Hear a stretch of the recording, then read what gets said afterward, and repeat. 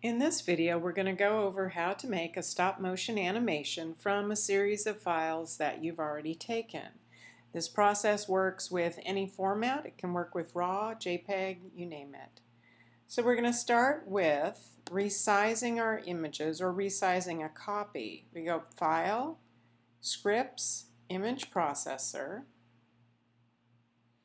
We get a second dialog box, and in this first step, it asks you to select the folder where the images that you'd like to make a resized copy of are, and I've already done that, but you basically click on Select Folder and it takes you to the folder that you're interested in.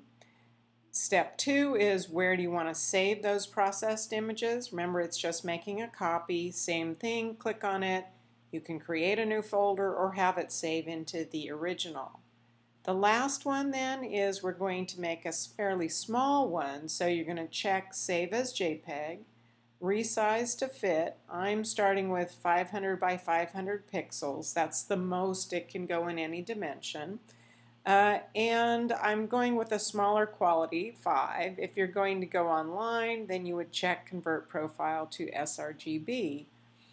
I've already made these files, but you would hit Run, and it would open each file and make a smaller version. I'm going to hit Cancel since I've already done that. The next step is going back to Photoshop, back to Scripts, and now we go down to Load Files into Stack. With this process, you are going to find that folder, and you actually have to select the files within it. So you'll select the first one, scroll down to the bottom, hold down your Shift key, and that will let you select all of them. You would hit Open. I'm going to hit Cancel because I've already done this process.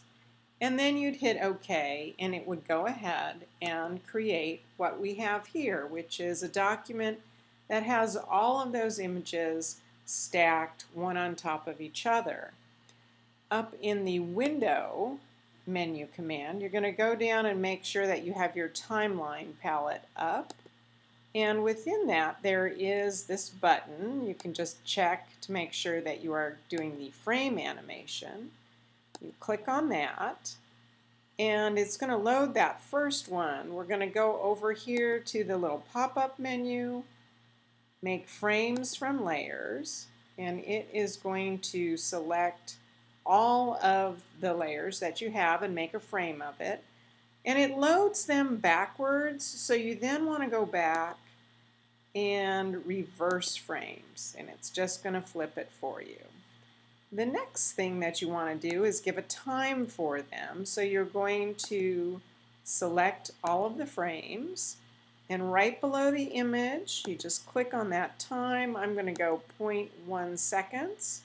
This now, it would set them all to run at that time, and you can hit the little go button to see if you like it.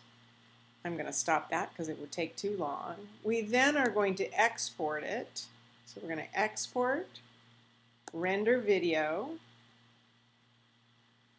You're going to give it a name, something that makes sense to you. You're going to select a folder that you want to save this file into, and you can make it different sizes. We're actually going to do a QuickTime, but you have a couple other options that you could do it in.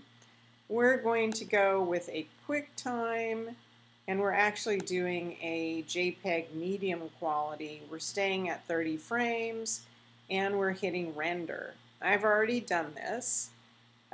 So I'm going to go in and show you what you end up with. But that's the process. That's going to end up with a file that's about 30 megs.